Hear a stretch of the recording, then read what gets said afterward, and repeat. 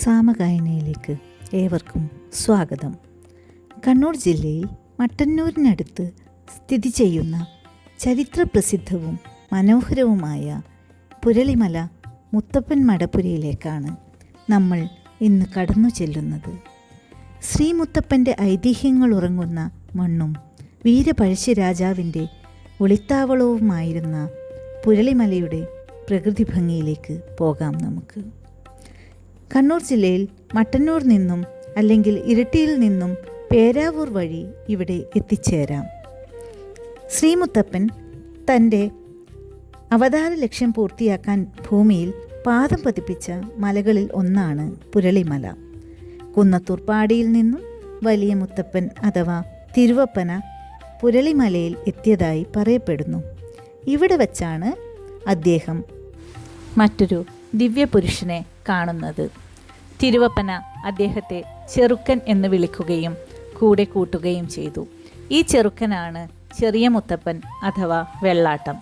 അങ്ങനെ ഈ പുണ്യഭൂമിയിൽ വെച്ചാണ് ഈ രണ്ടു ചൈതന്യങ്ങളും കാണുന്നത്.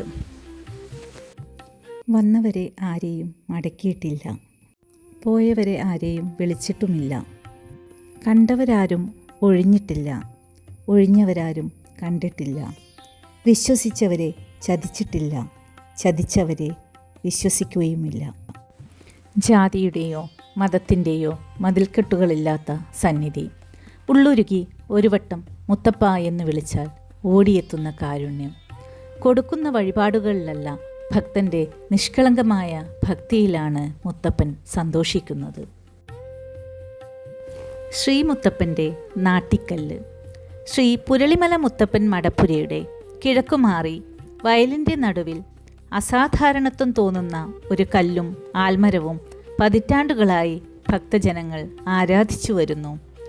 ശ്രീ മുത്തപ്പൻ്റെ തോറ്റംപാട്ടുകളിൽ പ്രതിപാദിച്ചു വരുന്ന നാട്ടിക്കല്ല് ഇതാണ്. ഈ ദിവ്യമായ കല്ലിൻ്റെ സമീപം കാണുന്ന ആൽമരം നൂറ്റാണ്ടുകളുടെ പഴക്കമുണ്ടെങ്കിലും എന്നും ബാല്യമായി തുടരുന്നു. നിങ്ങൾ ഇതുവരെ ഇവിടം സന്ദർശിച്ചിട്ടില്ല എങ്കിൽ തീർച്ചയായും വന്നിരിക്കേണ്ട ഒരു സ്ഥലമാണ്. മുത്തപ്പൻ ഏവരെയും കാത്തുരക്ഷിക്കട്ടെ എന്ന് പ്രാർത്ഥിച്ചുകൊണ്ട് നിർത്തുന്നു.